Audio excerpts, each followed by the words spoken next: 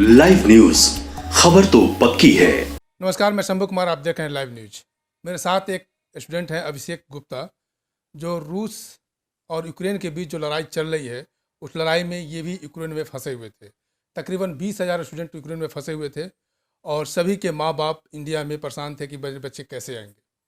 लेकिन शुक्र है भारत सरकार की, नरेंद्र मोदी की, जिन्होंने अपने पहल से यूक्रेन में फ़्लाइट को भेज करके वहाँ के बच्चों को लाए।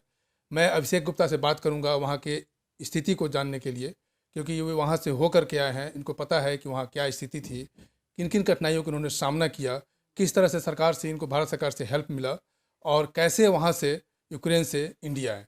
अभिषेक गुप्ता, मेरे लाइव न्यूज़ चैनल में आपका स्वागत है। आप सबसे पहले ये बताइए कि जब लड़ाई शुरू हुई तो वहाँ क्या स्थिति थी, इंडियन स्टूडेंट की क्या स्थिति वहाँ पे थी? जब लड़ाई स्टार्ट हुई तो 24 को ये सब स्टार्ट हुआ, तो उस टाइम मैं कीव जा रहा था अपनी फ़्लाइट लेने के लिए। तो मेरी फ़्लाइट थी 24 को 3 बजे की। तो उस टाइम मैं अपनी सिटी ओडेसा से कीव जा रहा था, बस में था। तो सुबह 5 बजे मेरी फ़्लाइट कैंसिल हो गई। तो आप पहले से प्लान था इंडिया आने का? हाँ ओके। हाँ, पहले से प्लान था इंडिया आने का 24 को, क्योंकि काफ़ी टाइम से चल रहा था कि कुछ होगा होगा, बट कुछ हो नहीं रहा था उस टाइम से। वहाँ सब नॉर्मल था। यूनिवर्सिटी वाले बोल रहे थे कुछ नहीं होगा, यूनिवर्सिटी वाले बोल रहे थे वहीं रहो, कहीं मत जाओ, ऑफलाइन क्लासेस चालू होंगी।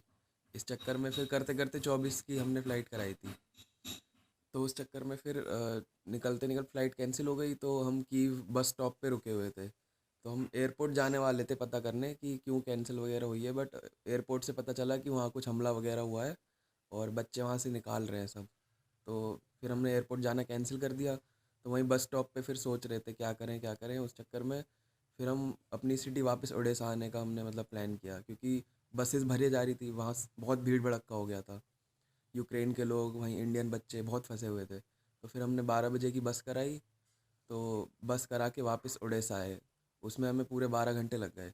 5-6 घंटे का सफ़र होता है वैसे नॉर्मली, बट पूरे 12 घंटे लग गए अपनी सिटी आते आते। अच्छा, एक सवाल है, आपने बोला कि यूनिवर्सिटी रोक रहा था, लड़ाई का माहौल था, उसके बाद भी वहाँ यूनिवर्सिटी आपको मना कर रहा था कि ऑफलाइन क्लास होगी, हाँ आप लोग मत जाइए। हाँ, यूनिवर्सिटी यूनिवर्सिटी के मतलब एडमिनिस्ट्रेशन यही कह रही थी कि अभी कुछ इतना हो नहीं रहा है, ना होगा आगे जाके, क्योंकि जो हमारी सिटी ओडेसा है वो कॉर्नर की पोर्ट की तरफ पड़ती है। तो उधर की तरफ तो अभी भी इतना कुछ नहीं चल रहा है। जो मेन हमला वगैरह वो सब कीव और खारकीव इन सब की तरफ हो रहा है। तो इस वजह से यूनिवर्सिटी बोल रही थी कि ऑनलाइन नहीं होगा हमारा, मतलब यूनिवर्सिटी से 25 तारीख से ऑफलाइन चालू होंगी क्लासेस। तो वो यही बोल रहे थे कि ऑफलाइन होगी इसलिए मत जाओ, मतलब जो बच्चे जाएंगे उन्हें वापस आना पड़ेगा ऐसे करके। बट एकदम से फिर 24 तारीख को जब हमला स्टार्ट हुआ तो फिर यूनिवर्सिटी वाले ने भी बोल दिया जाओ।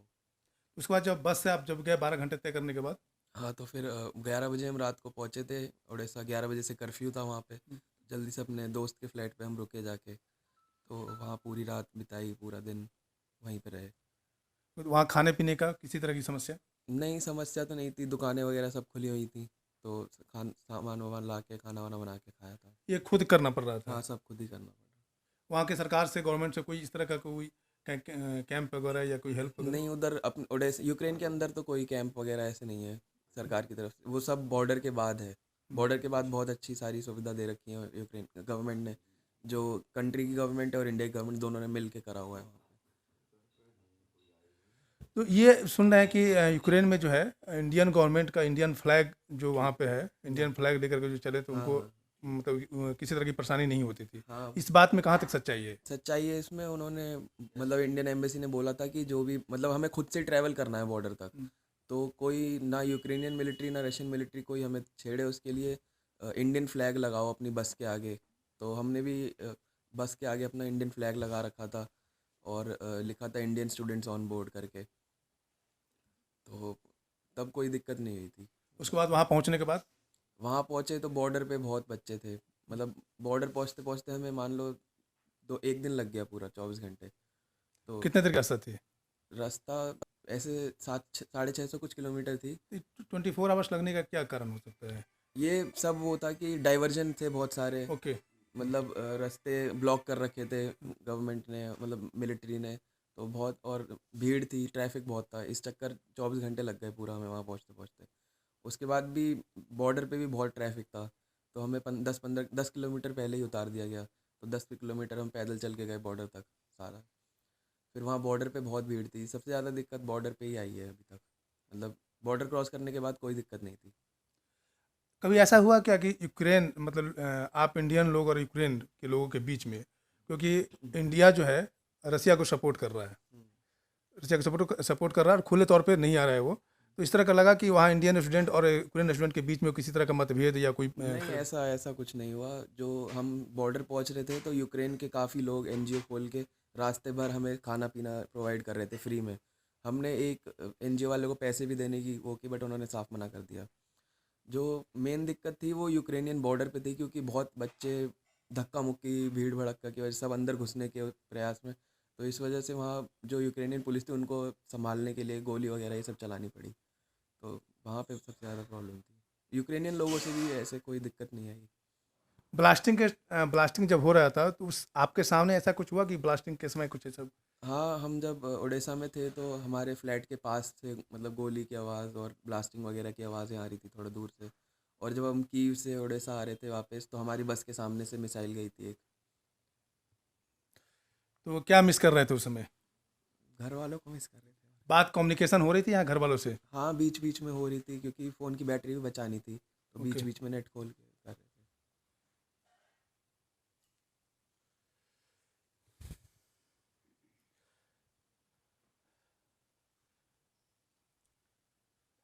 ऐसा लगा कि शायद मैं इंडिया में ही रहता तो ज़्यादा अच्छा होता। हाँ, बट सिचुएशन थी तो इसमें कुछ कर नहीं सकते।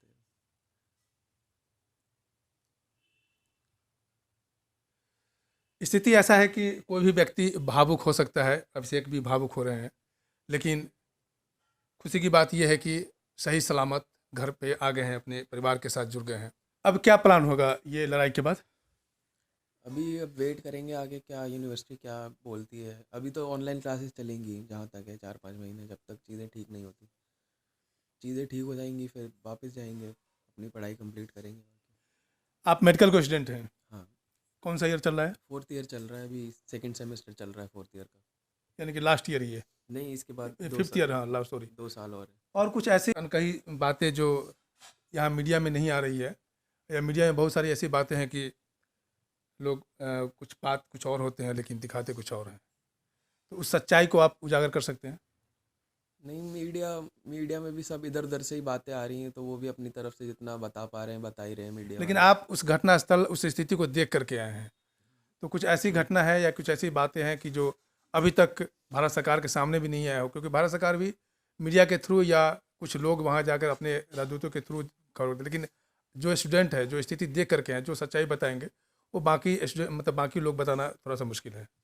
नहीं, हर जगह की स्थिति अलग है, तो मैं ऐसे कह नहीं सकता कि मेरे यहाँ ये नहीं हुआ उनके यहाँ नहीं हुआ होगा, क्योंकि वहाँ क्या पता वो चीज़ सच हो। तो इस चीज़ में कुछ कह नहीं सकते। खबर ये भी है कि कुछ लड़कियां जो हैं ये इल्ज़ाम लगाए हैं कि वहाँ पे जब वह यूक्रेन से इंडिया आ रही थी तो उनके साथ मोलेस्टेशन का इल्ज़ाम लगा रही है कि वहाँ के लोकल लोग मोलेस्टेशन कर रहे थे। तो इस बात में आप लोग तो वहाँ थे, तो क्या कहाँ तक सच्चाई है ये? नहीं, हमारे साथ हमारे एरिया में तो ऐसा कुछ भी नहीं हुआ, ना रोमेनियन बॉर्डर पे ऐसा कुछ भी नहीं हुआ। मतलब सुनने में आया है कि ये खारकीव की तरफ हुआ है ऐसा, बट इसकी कोई प्रूफ नहीं है हमारे पास। क्योंकि जो हमारा रोमेनिया का बॉर्डर था उसमें तो कोशिश यही कर रहे थे कि सबसे पहले लड़कियों को ही निकाल रहे थे। सबसे पहले लड़कियों को निकाला, उसके बाद लड़कों का मतलब नंबर आया था। तो ऐसा हमारे एरिया से तो कुछ नहीं हुआ, बाकी का पता नहीं। रोमानिया वाला का क्या सपोर्ट था? रोमेनियन गवर्नमेंट का बहुत सपोर्ट था, हमें अच्छा खासा शेल्टर दिया था उन्होंने, कंबल वगैरह, खाना सब कुछ प्रोवाइड किया था, ट्रैवल फ्री, ट्रांसफ़र फ्री, सब कुछ। कहीं पे भी कोई दिक्कत नहीं आई। आप भारत सरकार को कहाँ तक सफल मानेंगे वहाँ के स्टूडेंट को इंडिया लाने में? नहीं, भारत सरकार का ही सबसे बड़ा हाथ है। अगर वो दूसरी कंट्रीज़ के बॉर्डर से बात नहीं करते तो वो लोग हमें ट्रांसफ़र भी नहीं लेते। तो उन्हीं की वजह से हो रहा है सब कुछ। पूरा उन्हीं ने संभाला है। इंडियन एम्बेसी के लोग भी थे बॉर्डर के बाद, उन्होंने संभाला है, कोऑर्डिनेट करा है पूरा। तो उन्हीं उन्हीं की वजह से आज ये पॉसिबल हो पाया।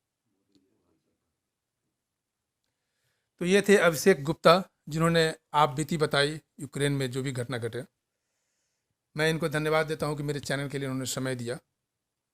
थैंक यू अभिषेक। मेरे साथ अभिषेक गुप्ता के पिताजी हैं। अभिषेक जब यूक्रेन में था तो अभिषेक ही नहीं, इंडिया स्टूडेंट जो भी यूक्रेन में थे सभी के माँ बाप बहुत परेशान थे और इंडिया के लोग भी परेशान थे, क्योंकि स्थिति ही वैसा थी कि लोग सोच रहे थे कि क्या होगा क्या नहीं होगा। मैं बात करूंगा अभिषेक के पिताजी से, अजय गुप्ता जी हैं। अजय गुप्ता जी, आपका स्वागत है मेरे चैनल में। जब आपके लड़का यूक्रेन में थे तो कैसे आप लोग कमांड किए अपने आप के ऊपर? जैसे ही मुझे 24 तारीख को सुबह उठा, मैंने टीवी खोला और मुझे पता जब लगा कि यूक्रेन में अटैक हो गया है, रूस ने अटैक कर दिया है, मैंने तुरंत अपने बेटे से फ़ोन के द्वारा, व्हाट्सएप कॉलिंग के द्वारा संपर्क किया। तो इन्होंने बताया कि मैं पापा कीव आ गया हूँ, बस स्टॉप पे हूँ। तो उसी समय मुझे बस बेचैनी हो गई, एकदम से दिल थोड़ा घबराने सा लगा। तो हमने अपने बेटे को संपर्क करते रहे लगातार और हमने कहा कि कीव को आप छोड़िए। तो ये जब दोबारा पहुँचे, लगातार संपर्क रहा। जब ये अदेशा रात को पहुँच गए तब हमारे दिल को थोड़ा सा तसल्ली ठहरी आया। फिर वहाँ से रोमानिया बॉर्डर पे जब रात को पूरी रात बच्चे पड़े रहे बाहर, वहाँ माइनस टेम्परेचर में, तब भी दिक्कत हुई। लेकिन जैसे ही ये रोमानिया के अंदर प्रवेश हो गए तब हमारे धैर्य आया। मैं इसमें भारत सरकार को और हमारे भारत के यशस्वी प्रधानमंत्री नरेंद्र मोदी जी का तहे दिल से धन्यवाद करता हूँ कि वो अगर ऐसी रणनीति नहीं बनाते और देशों से बात करके बच्चों के लिए व्यवस्था नहीं करते बॉर्डर क्रॉस कराने की और फ्लैग्स का अरेंजमेंट, तो शायद आज हमारे बच्चे हमारे बीच में नहीं पहुंच पाते। तो मैं मोदी जी का बहुत बहुत धन्यवाद करता हूं कि उन्होंने सारे हिंदुस्तान के बच्चों को सकुशल वापस लाने में जो अहम भूमिका निभाई है, उसको हम कभी उनका ये ऋण नहीं उतार पाए। तो ये थे अभिषेक के पिताजी। क्षण ही ऐसा है, पल ही ऐसा है कि कोई भी व्यक्ति भावुक हो सकता है, क्योंकि अगर पुत्र शोक तो भगवान दशरथ भी नहीं बर्दाश्त कर पाए, तो हम तो आम आदमी हैं, आम लोग हैं। लाइव न्यूज, खबर तो पक्की है।